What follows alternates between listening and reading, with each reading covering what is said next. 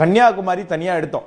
ஏன்னா கன்னியாகுமரியில தேசிய கட்சிகளுக்கு பெரிய ஒரு ஆதரவு இருக்கக்கூடிய, அங்க எப்பவுமே தேர்தல் அப்படிங்கிறது பாஜக வெர்சஸ் காங்கிரஸ் அப்படின்னு தான் வருது. அங்க திமுகவும் சரி அதிமுகவும் சரி செகண்ட் அண்ட் தேர்ட் ஃபீல்ட் தான் பிளே பண்ணுது. அந்த இடத்துல தாவேகா 47.1% வாக்கு பெறுது. தாவேகா முந்துது. இது அதிமுக கூட்டணிக்கு தான் மிகப்பெரிய ஆபத்தாக முடியும். ஏன்னா இங்க தேசிய ஜனநாயக கூட்டணிக்கு 26.5% அவங்களுடைய அந்த கோர் ஓட்டு அவங்க வந்து அப்படியே அங்க கான்சென்ட்ரேட்டடா வச்சிருக்காங்க.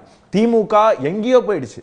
16.6. திமுக காங்கிரஸ் இரண்டு மிகப்பெரிய கட்சிகள் அங்க கூட்டணி அமைத்து அமைச்சர்கள் இருக்காங்க, எம்பி எம்எல்ஏக்கள்லாம் வச்சிருக்கக்கூடிய அந்த கட்சி மூன்றாவது இடத்திற்கு தள்ளப்பட்டிருக்கு.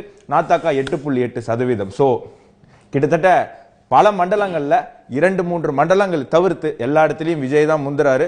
அந்த 2-3 மண்டலத்திலையும் அதிமுக கூட்டணி முந்துது. அத்தனை மண்டலங்கள்லயும் அதிமுக 2வது இடத்துல வருது.